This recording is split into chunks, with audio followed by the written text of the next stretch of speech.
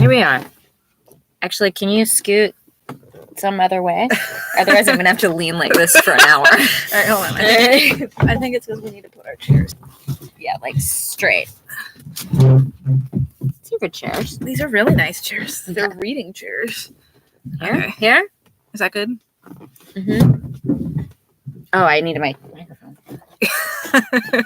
Oh, yeah, we got to talk in the microphone the whole time. Yeah. Hi, everyone. Hi. Oh, cool. Okay, we did it. Let me make sure We're recording this for posterity and for a podcast.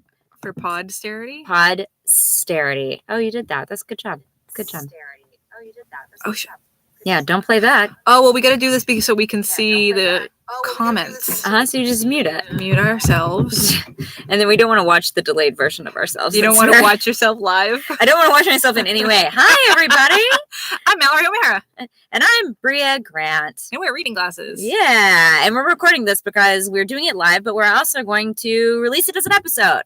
And it's our summer book read challenge. Yeah, it's our summer book club. Mm-hmm.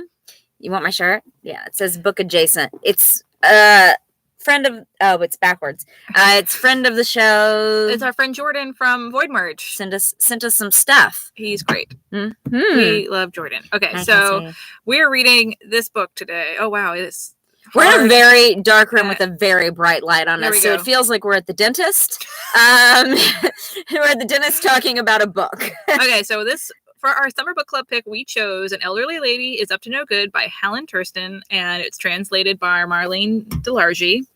And this book, besides being extremely small, is... Why are you waiting? Oh, because people keep saying hi in the chat. Hi. Yeah. Besides this book being extremely small, it also fulfills two things on the Reading Glasses 2019 Reader Challenge. It is a translated book, and it is if you, by participating in all of this, you are doing the other one, which is book club. Participate in a book club. Yeah. Why are you holding a book? Because I was going to show you how small this book is compared to a regular book. Look at the size. Look at the difference between these. Look at this tiny book Mallory got. It's a little tiny book. Honestly, when I opened up this package, I felt like a giant. Did you think you suddenly grew? Like Alice in Wonderland. I was like, what did I eat? Did I eat a thing that said... I have been working out a lot. So you're like, I ate a thing that made me grow giant, and now way too many protein shakes. Yeah. Oh yes, it is a collection of it is a collection of short stories. Oh, which is also one of our things in the Reading Glasses Challenge. Oh, hey, I didn't even think about that. Yeah, that is right. Yeah. Okay, cool. Wow, thank you, Quinn. Yeah, the book I held up in relation to it was The Starless Seas, which Mallory talked about this morning. So tune into that episode. Yeah, that's the book I'm reading. So we prepared some questions. Did you look at those? Yes. Okay. Can you pull them up? Yeah, I'll put. Oh, actually, if you could pull them up, that would be great. Hold on. Where's my computer? Where is your computer? Who could say? Oh, did you give it to Sean? No, it's here. Also, I will say we tried very hard to get Sean to appear on this live stream. Sean is about 10 feet from us, but he refuses. He's not even responding. I don't think he's even in the room. He leaves. We don't know where Sean goes. hours at a time. I also read this, by the way, on my Kindle, and so Bria had no idea how small it was. I didn't know it was tiny. Right, yes. So I'm not looking at my text messages. I'm actually just pulling up our summer read. The internet here is very slow. Okay, cool. Sean, you're getting a lot of love from the Reading Glasses folks. He is not in that room anymore. He has left. So okay, yes, An Elderly Lady is Up to No Good. Yeah, translated from the Swedish, right? Swedish, I believe. Yeah. Okay, great. Translated from Swedish. I saw it on, I feel like it was on. It's been on a lot of lists. It's been a buzzy book. Yeah, and I feel like it was rare recommended for a translated book. Yeah, it was recommended on like a Book Riot podcast. That was how I originally came to this book. Yes, it's very rare, and one of the reasons why we wanted to do a translated book is because people don't read enough translated books. Not enough books get translated. It's sort of a self-looking ice cream cone. So we're trying to because not enough people read translated books, so books don't get translated because they don't think there's an audience for it. Oh, I see. But why is it a self-licking ice cream cone? It's like I can't say Ouroboros. I don't know that word. And I don't like snakes. So right. So snake eating. So it's like two things that I don't like. It's almost like chicken or the egg, right? Because it's like which came first, guess. right? I guess. I feel like a snake But I eating like its ice cream a tail lot. or the self-licking ice cream cone is like a never-ending Yeah, it's like, you know, a problem. why are we so bad Okay. at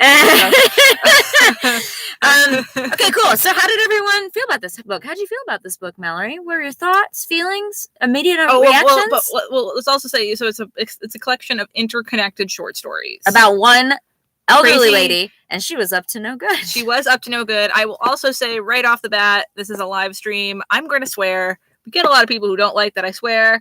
Get a lot of people who don't like that Bria swears.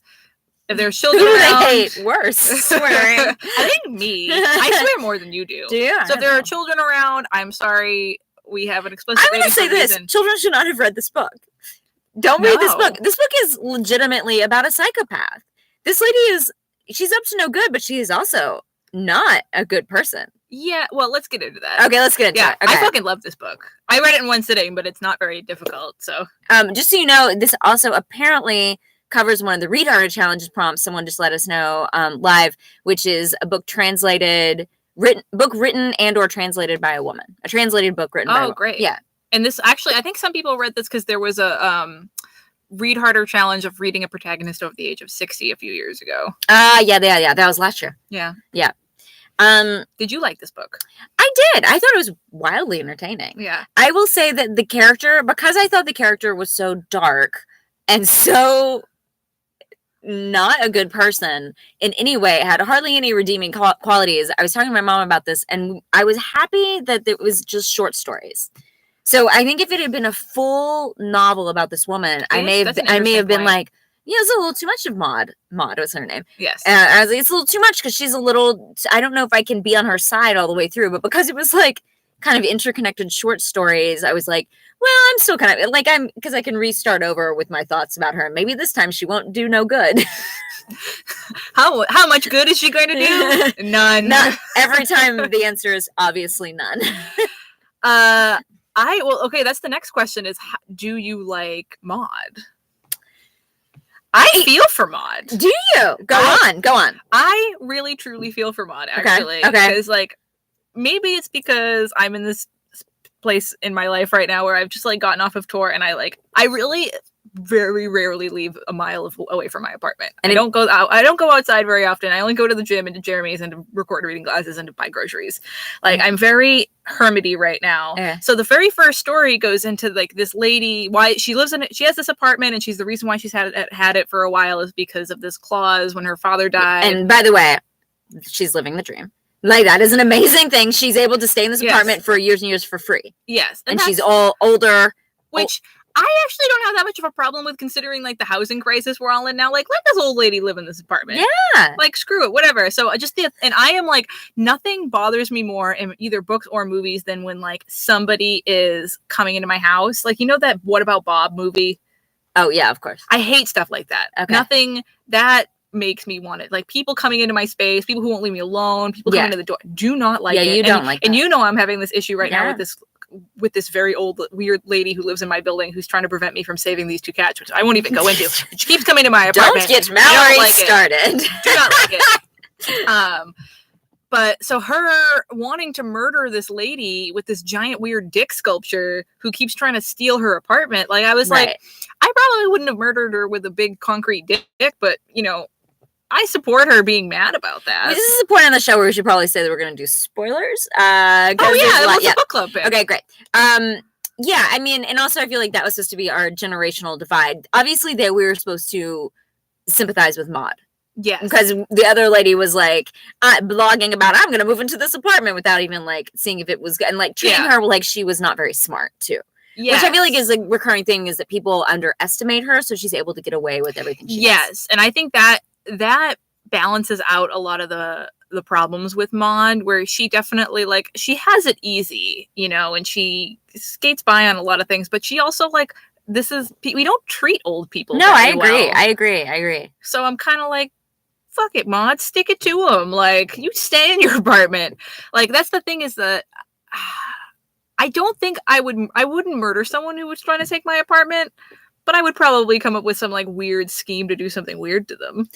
Yeah, definitely. I think we were supposed, I mean, I definitely in that story in particular was like, oh, like I also don't love this woman. The story where it was like somebody's new wife, I was like, I don't know. See, like, that's what I actually kind of love about Maud is she's so ambiguous. Well, Like, that's what I'm she's saying. not just a She's- straight up villain, but she's not like, I couldn't, as much as I'm like, yeah, girl, I get you. You just want to sit in your apartment alone. I'm like, I'm feeling that, but you can't totally be on her side I'm either. gonna argue she's a straight up villain. I think she's No, I think she's she's a pure psychopath. She has no care for anybody. Someone just pointed out on the stream, they're like, I think she murdered the sister. Yeah, let's which I talk was about like, we talk about that later a little bit. Okay, but I was like, I think that she's sort of she's supposed to be a villain, which I'm fine with. I want to read stories about villains, and I think it's important to have female villains. Like, Yes. I think until we see women doing equally as bad that's things. one of my questions. Do you think Maud is a villain or an anti-hero? I think she's a little bit of a villain because She takes out some bad people though. Like the woman who was marrying her fiance, I think did not deserve to die. I don't think so. I don't definitely did not deserve to die, even though she might have been. Because I have a whole thing about like. And let's be clear, we're talking literary world, fictional world, deserve to die. We don't think anybody should actually deserve No one to die. deserves to die at all. I think the woman who, even though we all will die, so one day. No, didn't we establish on an earlier episode that we're readers, so we're all going to be immortal? Okay, got it. We're mortal. Okay, we're good. all Highlanders. Okay. I think that girl did not deserve to die just because I have a really hard time with like the gold digger trope. Like, what if that guy was a dick? Yeah, like, you Maud don't never know. actually married this guy. No, I agree. I don't even think they like smooched or anything. And there was a little bit of like female on female hate there in a way that I don't like. Yeah, where there's it was some like, like problematic things about Maud. Yeah, Some whereas, old, like- weird bad old lady things about Maud. yeah, I mean, like it's a little old school, like not feminist, like early generation where it was like Yeah. women pitted against each other. But I was like, yeah, what did this lady do to you? She didn't Yeah. do anything except she married a guy that you wanted to marry, right? She wanted to Yes. marry him or something. Yes. I read this a few weeks But ago. she also kills the guy who's going to steal from her, kills the abusive husband. The abusive husband thing. Oh yeah. But was it clear that guy was going to steal from her? Yeah, he brought a bag to take from her. But she had told him that she was going to get rid of it, didn't she? I don't know. I feel like that was ambiguous as well. All right. Yeah, But she still did kill the abusive husband. great. Yeah, But we also, I think that she killed the abusive husband. I think that her reasons are a little ambiguous. yeah. I think she did it because he was annoying her. Yeah, I kind of agree. That's why I think she's a psychopath with a vengeance streak. But I also like also was kind of like had no qualms with anybody who stood in her way for like the simple things she wanted in her life. Like if you were too loud of a neighbor, she'd be like, "Time to take you down," you know, Yes. which is not a reason to die. But I think the author did a really good job in writing her in that way where I don't think she's a black and white villain. I really don't. But I think just the fact that we're having this conversation, Yeah. I think there's enough about her in the way that people treat her and the way that people are. Okay, what would she have to have done to be a black and white villain? I don't know. Like kill Puppy or something? Like it's like it has to go that far because she's killing completely innocent people. We don't know they're completely innocent. Well, no one's completely innocent. The abusive husband is not completely no, innocent. but the woman that's- at the that's the- spa. Yeah. No, that's what I mean is that all of it would be. I think she would be a straight villain if all of her victims were like she was stalking the streets at night with like a mask on and was like taking people out and like had a lair. You know, she's not a serial killer. So someone in the live chat says they vote villain, but a sympathetic one. And then Oh, I like sympathetic. and then I villain. also feel like the things that make her a villain is she would have to murder a baby or murder a pet, which I feel like is you're right. Like when you murder a pet, too far. Too far. And then Save you those become Swedish straight up puppies. then you're not sympathetic. So maybe to be a non-sympathetic villain. Yeah. That's what because it's not like she wakes up in the morning and is like, who am I gonna fucking kill today? She's like, there's shades of gray here. Okay, let's She's talk not about like Maud as a youth though.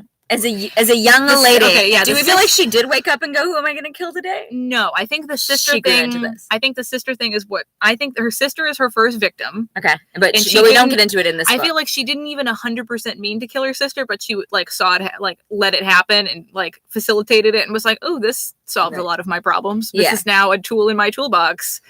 Oh, you think that was the sister was the gateway drug from murdering? Yeah. Yes. Okay. I don't think it was neglect. I think that her sister legitimately was wandering around near the hallway. Oh, and I she got didn't get that, but everyone in the chat room also thinks she killed the sister, and I didn't realize that.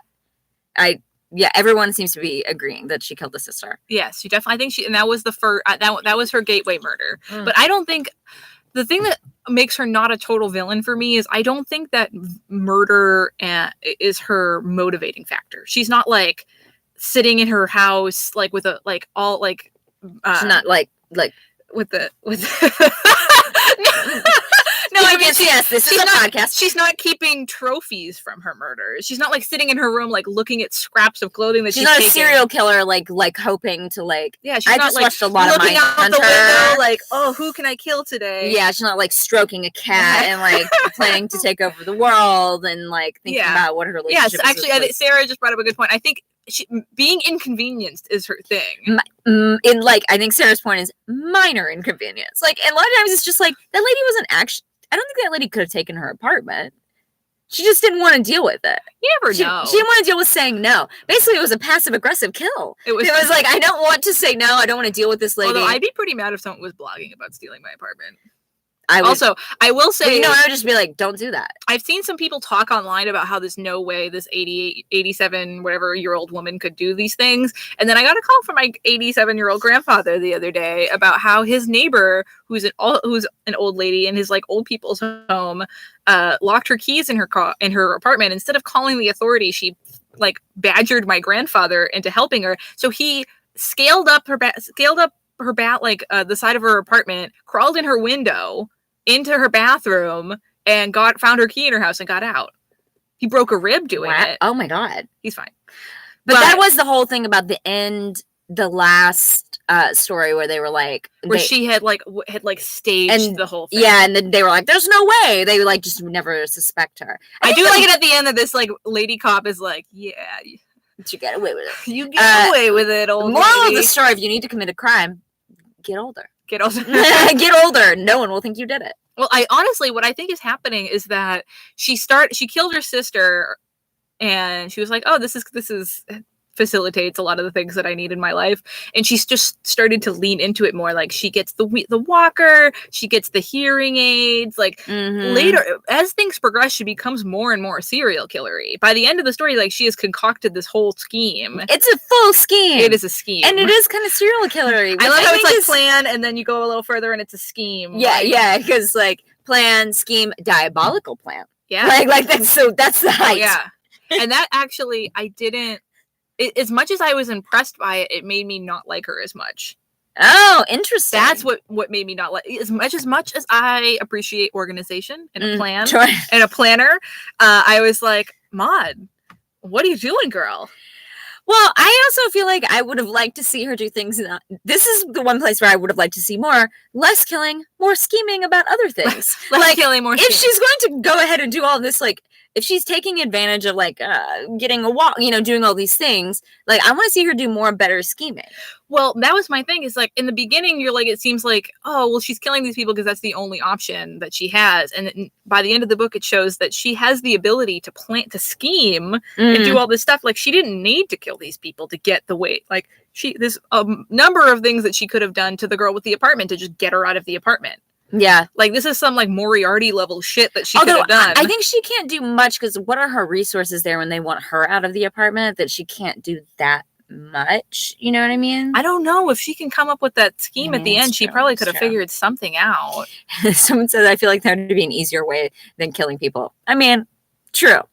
Less interesting for a book though, I will say. I don't know. Like, I mean, it depends. There's some like, I think it depends on the situation and the story. Yeah, I agree. And like, so what do you think the theme of this book is? Ooh, I don't know. Do you have one? Do you have a solid theme? I think it's all about perceptions and like I think the underlying thing is how society treats its elderly. Yeah, well, at the very least, we underestimate them. At the very most, we underestimate them at the least. Yes. Well, the thing that I was thinking about a lot is like right now. So the only old person I have, the only family I have is my grandfather. So he's like my only touchstone. But my grandfather is an extremely good person who is very, very well loved. But at age 87, he lives by himself in an old person's home and doesn't have a lot of. I think we call it a retirement facility, assisted living, maybe.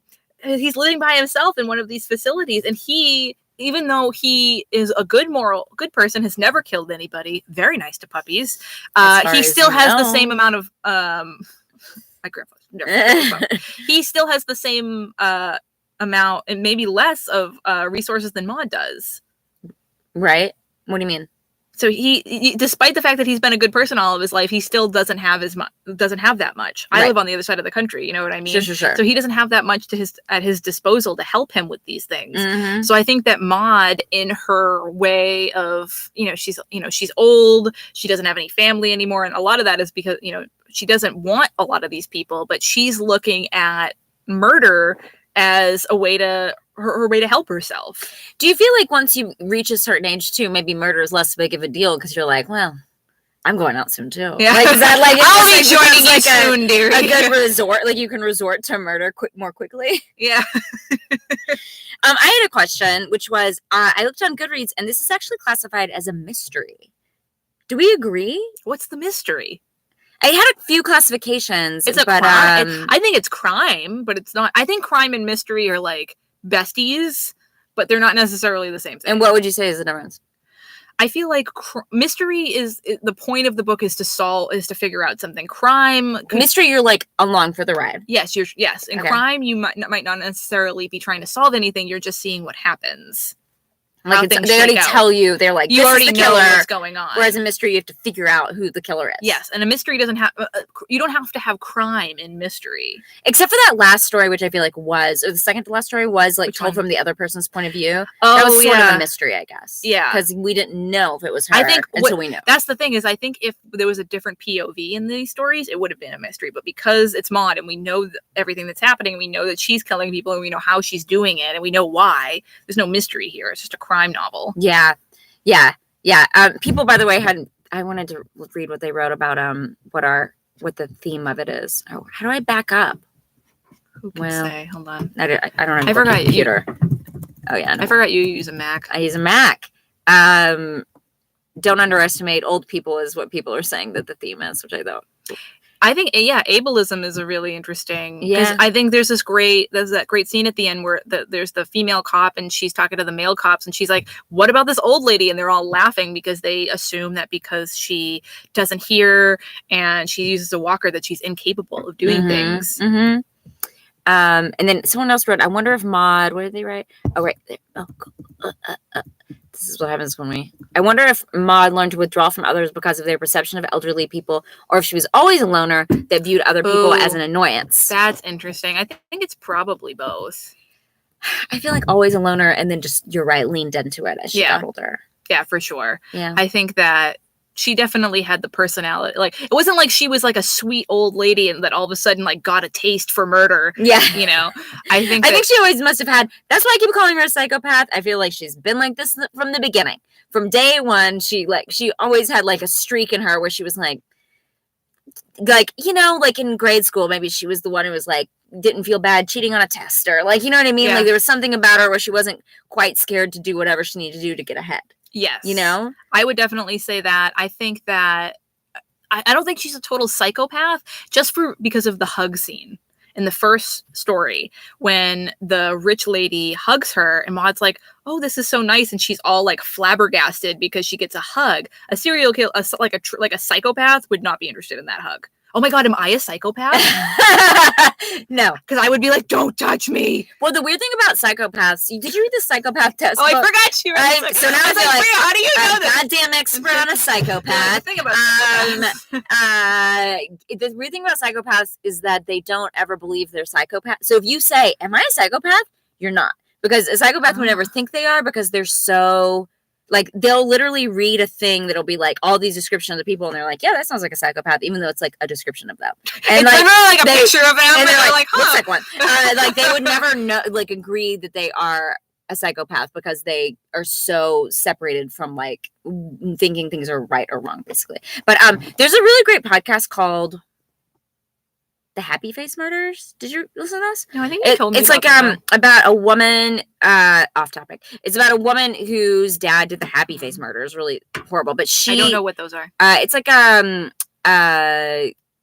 this is like a serial killer, and so she's going around and like kind of exploring like her relationship with her dad, and also like meeting some of the children of his victims. It's really hard to listen to, but there's a whole episode where she's like, maybe I'm a psychopath because clearly my dad was, and then she goes and meets with this doctor, and she gets like tested.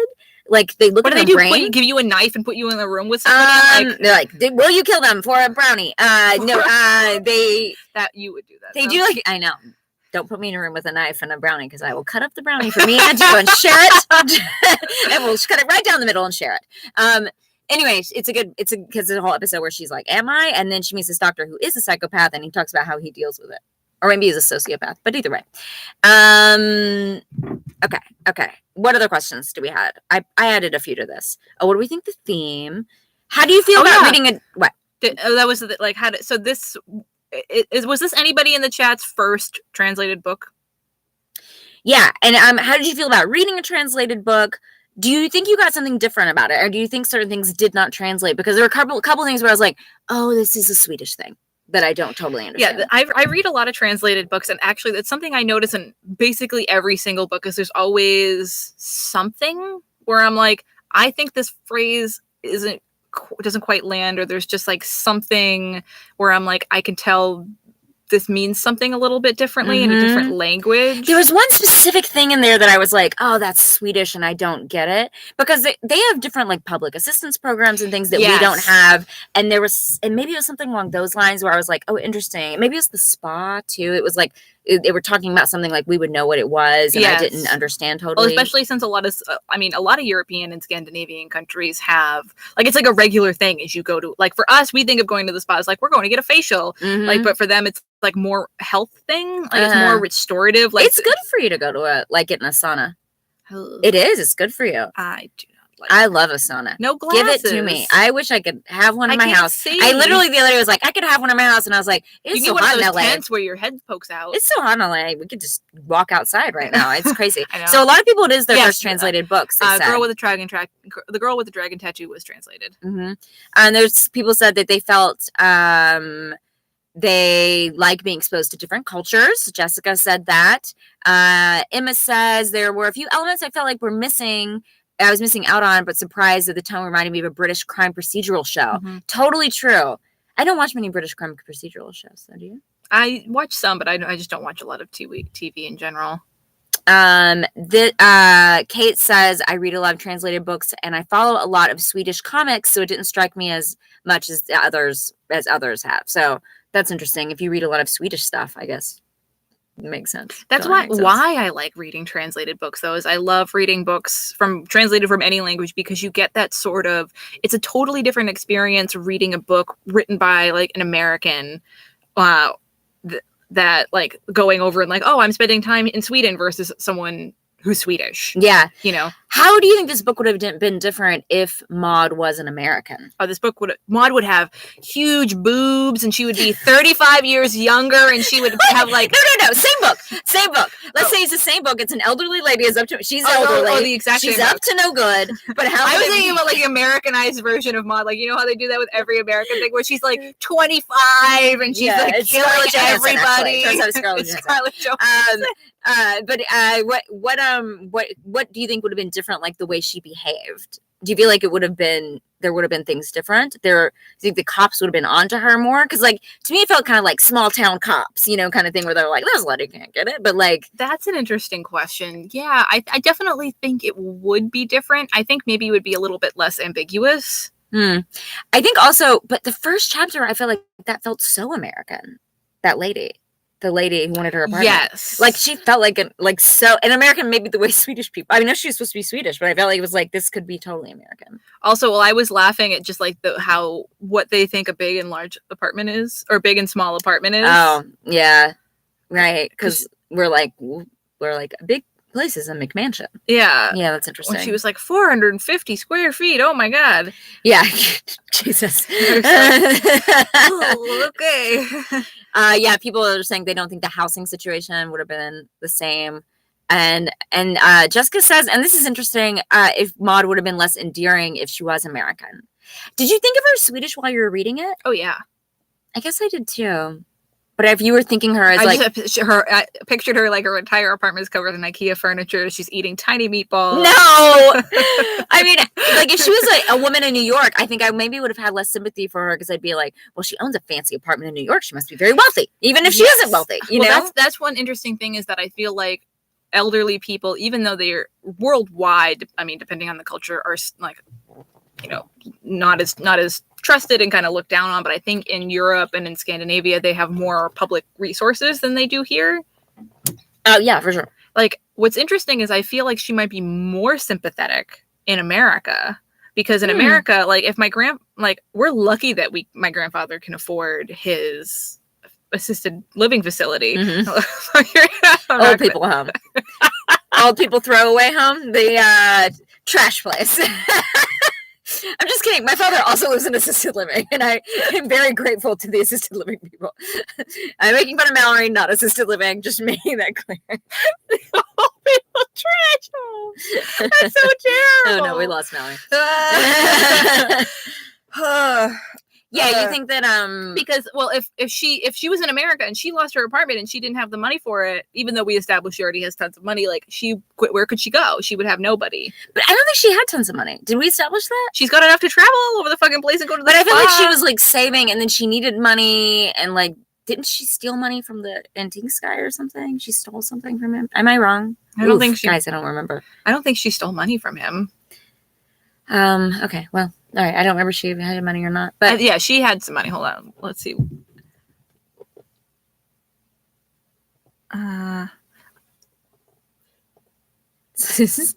Someone pictured it. I actually also pictured the apartment as not less IKEA and more like early, like turn of the century, like beautiful, or like a brownstone or something, which is like doesn't exist in Norway. So she sold paintings, right? She wanted to get money to take a super fancy trip, right? And so she had a pension and investments, but she sold the paintings to get money for the trip. Yeah, but they were her paintings. Yeah. She obviously had money at one point. But yeah, I think because the situation for assisted living and the elderly is more dire here than it is in Sweden, I think she would be more sympathetic here. Ah, interesting. Like, what if we had a book like this that was an old person sticking it to health insurance companies? Well, that we'd all be on board for. Or like something like that, you know what I mean? I'd personally like to stick it to many a health insurance company. Same. Yeah. So I think the book would be different if it was like that.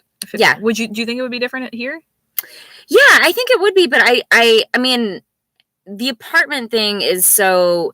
I don't know if this would exist in America. I feel like some businessman would find a way out of taking that apartment away from her. Yes, she would not be able to. That's what I mean. I think she would be more. Some businessman would go like, "That is mine because I have 5 lawyers or something." Yeah. You know, like she would not be in that apartment anymore. So that part. You know, and then she'd be out on her own or whatever, like a smaller apartment. But even if, like, let's say she was like in another apartment. Yeah, I mean, I find her sympathetic, but it is like the thing, like going to a spa, like I think she's wealthy, but I don't think that is like a wealthy thing. That would be like a wealthy thing in America. Yeah, that's what I mean. I feel like it's more of just like a regular old everyday occurrence where like people just like go to the spa for a month. Yeah. It's like a normal thing where people aren't living in a capitalist dystopian nightmare. That's very true. I had another question. How does reading a group of short stories change your reading style, Mallory? It doesn't. It doesn't. Do you read it straight through? Yeah. You do? It goes, in the cartoons when people eat subs, Oh, and yeah, they just like go, that's how I read a book. It's just open your mouth and it goes all the way through, and then like you see it go down your throat like a tube down your throat, and you're like, nope. And then you wipe your mouth with a little tiny napkin, with a little checkered napkin. Yeah, a little checkered napkin that you have for some reason. That's the way you read this. I mean, this book is like, it took you like an hour to read, right? It's like super short. I mean, look at the size of it. It's teeny. It's a baby book. Here's a normal hand. I actually have like I was gonna say you have small hands. No, I have large hands for like my size. I'm 5'2" and I have like you're acting like you're the hamburger helper. Do your hands. Okay, but you're how much taller than me? 3 inches taller than you. I just look taller because I'm very loud. I have a big personality. Well, I read it differently. I read it. Do you want to know? Yeah. What did you do? You read one story and then like think about it? Like I read one story and then I sit on my balcony and I gaze into the sun. No, I read one story. I'm reading short stories are the only time I usually read 2 books at a time. Interesting. So I'll read like a short story and then I'll go back and read like another book, like another whatever else I'm reading. I don't remember what I was reading at this time. I read this like a couple weeks ago. But like I'll go and like read a short story and be like interesting, and then I'll go and like start another book. And especially because I read before bed, I'll try to get through the full short story. Like I'm very like gotta finish this full short stories before I go to sleep, and then I end up picking up something else for sure. What does everyone else do? Hallie had to digest each story. So Hallie does look off into the distance and think about it. I read it whenever I need a break from whatever novel I was reading. I read a collection of short stories a lot differently than I read an anthology. That's interesting. I do love reading short story collections through. And Kate asks, I wonder if I would have read it differently if they weren't tied together. So like it's easier to read them all the way through because it's the same woman. Yes, and the last three stories are sort of like intertwined. Yeah, there's a great book, Revenge, by an author named Yoko Ogawa, and they're all interconnected short stories that has a very similar tone to this, and because that just feels like you're reading a very messy novel, big sloppy book. Right. I see what you're saying. So you do read it all the way through if they're all connected? I read everything all the way through. You don't take a break. You don't I like to switch it up, especially when nonfiction and short stories are when I want to switch it. But I will say I don't normally read anthologies. But this is not an anthology. No, I know, but I wouldn't read an anthology all the way through. I don't read an anthology all the way through just because if a story starts to bore me, I move right on. Move on to the next story, but I won't do that with a short. I'm less likely to do it. Although, if a short story is bothering me, but I give myself two. When I'm reading a short story collection. If I will give myself 2 skips. Oh, just 2. And then after that, what happens? You throw the book away if you want to skip another? Then I'm like, this is crap. I don't say this is crap, but I'm like, this probably isn't for me if I'm skipping this many stories. I mean, if there's like 100 tiny stories in there, maybe I'll bump it up from 2 to like 10. But right, sure. There's a couple books I've read recently that were 100 tiny stories, and I loved it. I love them because then if they're like, it's usually like a page, and I'm like, oh, that's like you can get through it really fast. How would you feel about Maud if you just read one of these stories? I'd probably like her more. I think it's the cumulative effect. It is. It's a bit like it became my. It's not that I disliked Maud. I'm not saying I disliked Maud. I'm saying that like dislike her. She would kill you. She would definitely kill me. I would do something that would make her mad. She'd be like those bangs, and like then I'd be done with it. Like something would bother her. It was the cumulative effect, and it was a little like yeah, it just like the curve of liking her went like, I mean, the more shit she did. Yeah. The last story I sort of enjoyed because I was like, well, this is like, she was very clever, which I'll admire a clever villain. Yeah. You know, especially if a clever villain is like an out of the ordinary kind of villain. And I do love a female villain, honestly. Somebody just brought up the fact that Kate just brought up the fact that the Christmas story was the first one released. So that's what I think is interesting is if you remember that these weren't in the way they are in the book, they're not chronological the way that they were published. Which one was a Christmas story? When she kills the abusive husband. Oh, well, that one's much more sympathetic. That's when she stabs the guy with a pin because he won't give her ham. Yeah. Because she wants that delicious Christmas ham. Yeah. So that one that's more sympathetic. Yes. So it's interesting to me that that's how Maud started. And then I feel like Helene was like, I'm going to make this lady fucked up. Yeah. Which apparently people liked. Yeah. Doing well. What other questions do y'all have? Because that was sort of the end of what we were thinking. Yeah. Did you learn anything new about Sweden? That was another question I had. But what other questions? We have a couple more minutes if anybody else wants us to discuss specific questions that you had.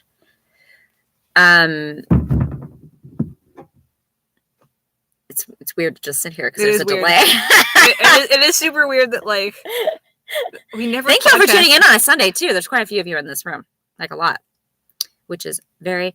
Can we go through the story timeline? Ooh, like when they were all released? No, well, I think. Oh, is that in that book? Is it in there? Yeah. So the first story is her with the apartment. No. I think they want to know when they were like released. Oh no, is that not what the question is? Let me see. Yeah, but the storyline timeline and why it's published the way it is. That was a question. Hold on.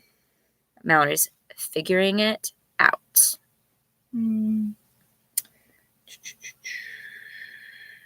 It tells you at the end of the stories, they said. There were dates at the end of each, they said. Oh, yeah, 2018. Which one is that? is the one at the end. Okay, the last one's 2018. That was recent. So that's when she almost the lady cop. The lady cop. So 2016 is the antique dealer guy. Is the antique dealer. So it went antique dealer and then the lady cop figuring it out.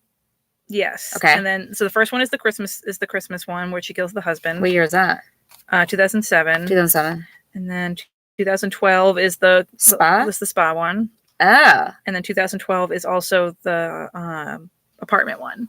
So it goes Christmas, spa, apartment. The two women. Antique dealer, and then the lady figuring it out. Yes. Interesting. Well. So that means that we haven't actually heard from Maud herself in a year or two. We don't know what happened. It's true. Do we get more out of the story if we read it the way it's published or chronologically? Like if we'd started Christmas Story, otherwise it's chronological. It's just Christmas Story would be at the beginning. Yeah.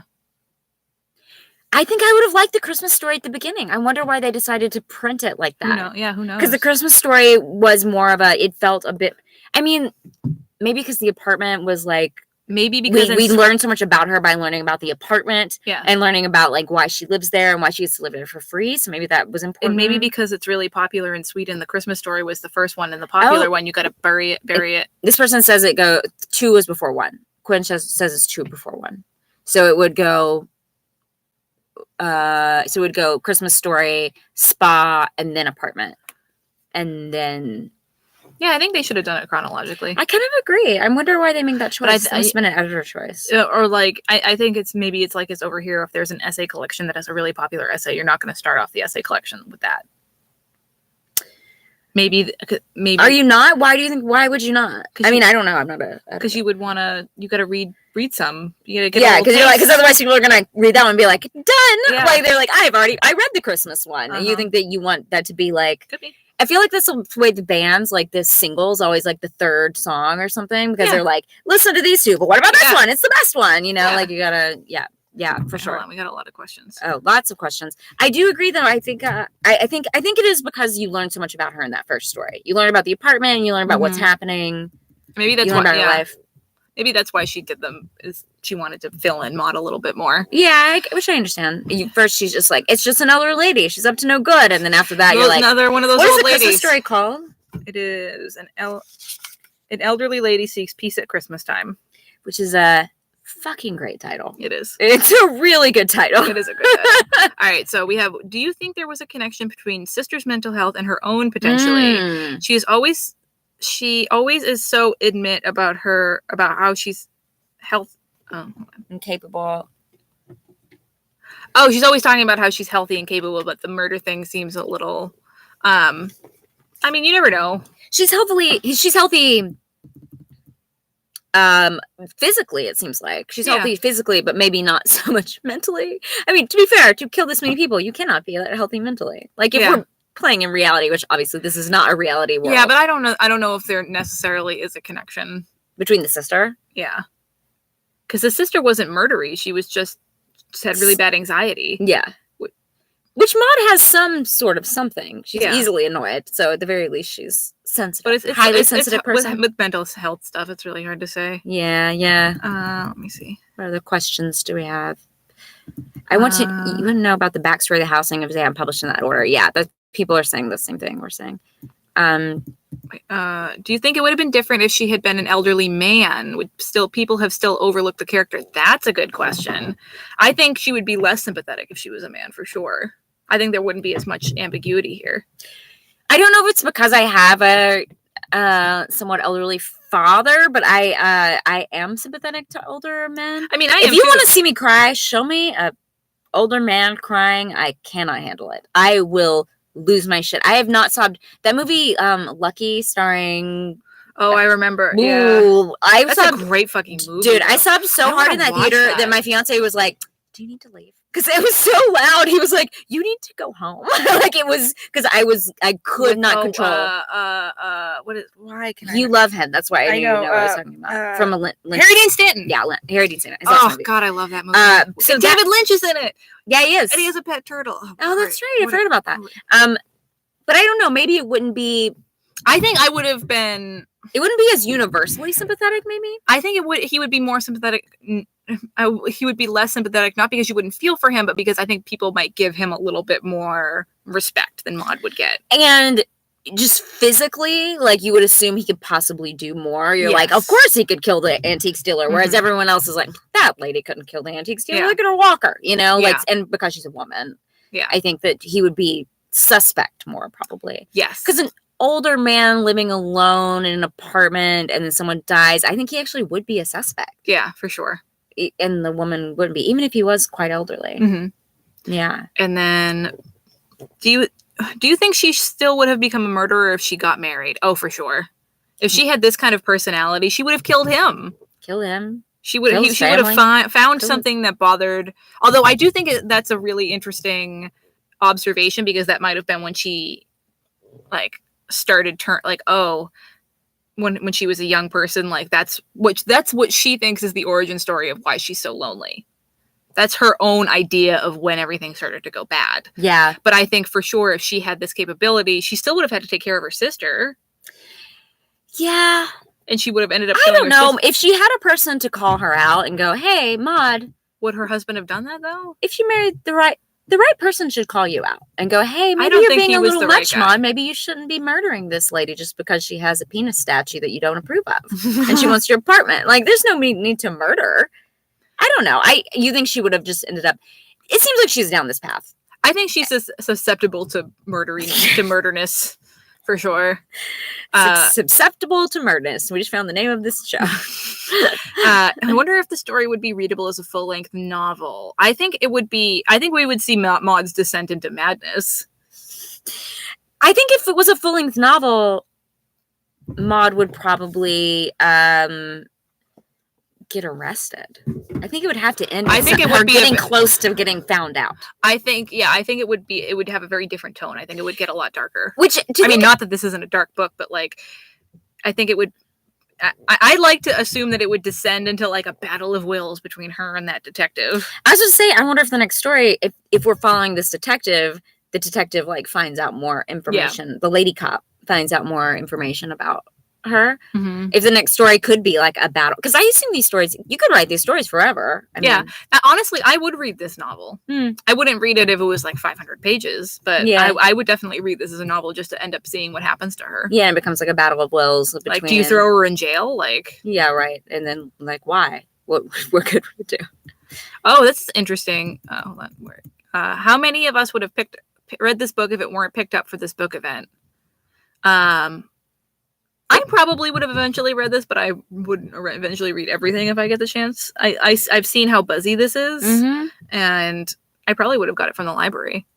I got it from the library. It was already on my wish list, so it was like a book that I had seen people talking about, and I was like, maybe I even added it when I was looking for the protagonist over 60 for the Read Harder challenge. I ended up reading a different book, but I think maybe that was around the time I added it. But I was interested in it because I was like, it just seemed like a funny. The title is very good. And like, if you come up with a great fucking title where we're like, oh, I gotta read that, like, that seems so crazy. That alone, like, kind of drew me in.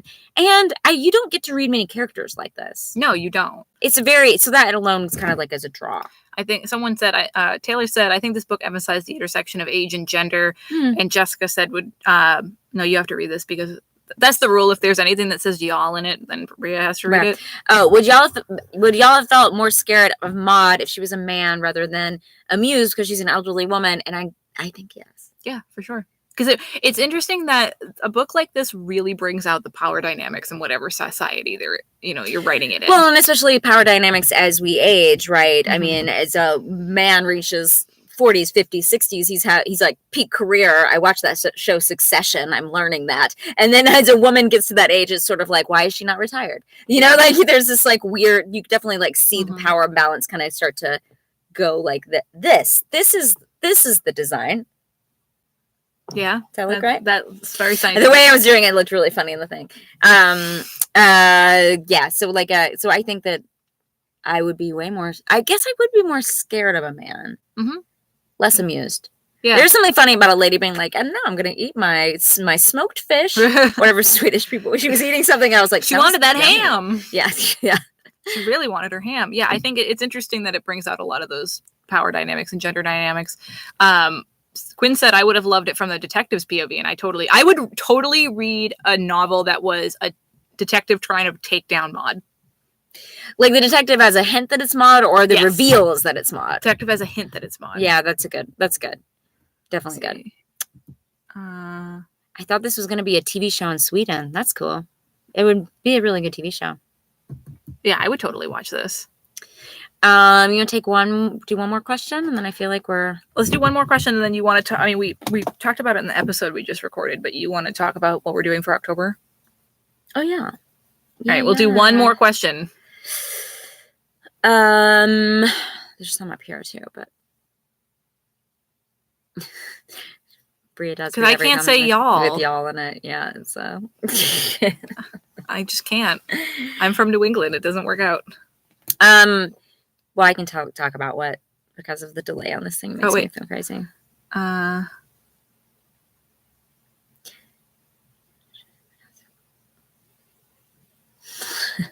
don't get it.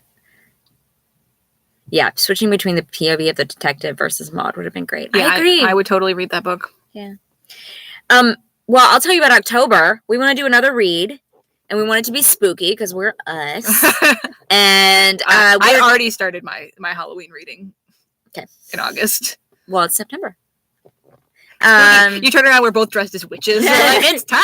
We did it. I know. I noticed that Home Depot had all of their Michael's Halloween had it like stuff out. Like first week of August, me and Jeremy were there looking at decorations. Spooky, not scary. I think we're open to scaredy or scaredy, spooky. I think anything. We'll take suggestions from. Yes, we're gonna take suggestions from the Peanut Gallery. Is that what you call it? From the glasses gallery. Glasses what do you call a bunch of glasses? Bunch of glassers from the optometrist office. Live from the optometrist office. A bunch of glassers giving us suggestions. No, so we want to do a scary Halloween-y book. We're gonna do this again with a live stream in October and a book club in October. And send us your suggestions. You know, Mallory's gonna be real tough on this one. Yeah. So a couple of things. We're gonna decide by end of September. Oh yeah, or even earlier if we can. Yeah. Be nice to decide by. Well, it's weird because this is out now, but the episode that we announce it is coming out. We talked about it in. Well, y'all can send us your things. Oh, I think in the next week. Yeah. So by mid-September-ish, we'll decide. I'm gonna be gone. So why don't we decide by September 26th? That'll give people like a month and a week to read it. I see. Okay. And then we'll do it at the end of October. Okay, cool. And the suggestions needs to be available in all formats. So audio, paperback, and ebook. And it needs to be out for a certain amount of time so that people can get it in paperback. So, which I guess that's covered. Everything else, you could do horror sci-fi. That's fine. But yeah, send us your ideas. If you put them on here, we're gonna forget. Don't put them in here. Don't put them in here because just don't do that. Please email them to me. Anything you want to get to me and Bria, please email. Yeah, and do not send us an Instagram message. Do not put it as a comment somewhere. Please. Do not press go. Do not collect $200. There's just so many things. Also, again, I say this on the episode, but I'll say this here. Do not suggest Stephen King. Do not let's do a book that people wouldn't normally read. Also, remember, you were sending suggestions to us. Also, I'm in Stephen King book club, so I don't think you need to send that. Yeah, I always forget you're doing that. Yeah, I didn't go. I didn't read The Stand. I was supposed to. It's a big honking book. I know, I didn't have time. Good one, though. Yeah. Send it in a chocolate bar wrapper, and then we'll definitely read it. No, some chocolate. You remember that time where that guy sent you all that chocolate? It's true. It was so scary. Send us whatever. Send us whatever. Please let us know. And yeah, please email it, or you can. I can start. The only time it's good to tweet it at us if I start a thread on Twitter and you put it in the thread. If you just send a random tweet, it might get lost. Yeah. But email is best. Or you know what? Right after this, I will start and by right after this, I have to go grocery shopping. But sometime this afternoon, when I get home, I will go on the Reading Glasses Facebook group and I'll start a thread there. Cool. Yeah. And so if you like this, we'll try to find one that isn't super isn't like crazy scary, isn't super triggery. Yeah, that'd be nice. We'll try to get one. Well, I'll put it through the doesthedogdie.com Yeah. test. Yeah. It'd be cool if we haven't read it. So it'd be cool if we haven't read it. If you send me a horror book suggestion that I haven't read, I will be so impressed with you. That's over a year old. I know. Yeah, I'll be super impressed.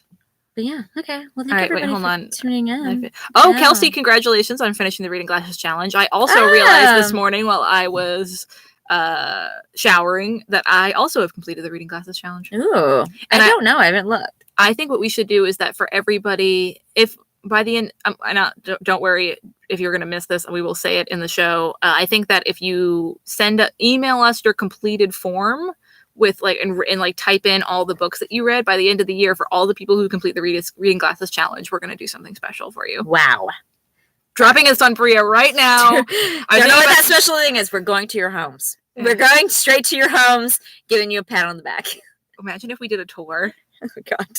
Of the people who completed the Reading Glasses Challenge, their local libraries. That would be We're cool. not doing this. We don't have time. We don't, but we can do something cool. Yeah, we'll do something. Maybe a meetup or something. I don't know.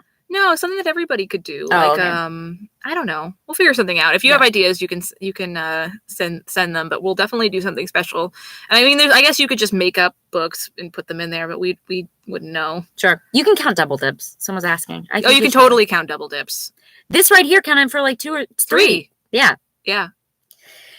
Cool. All right, everyone. Well, thank you for tuning in. Mm-hmm. We hope you had fun. I hope that you guys enjoyed, or you folks enjoyed reading this book.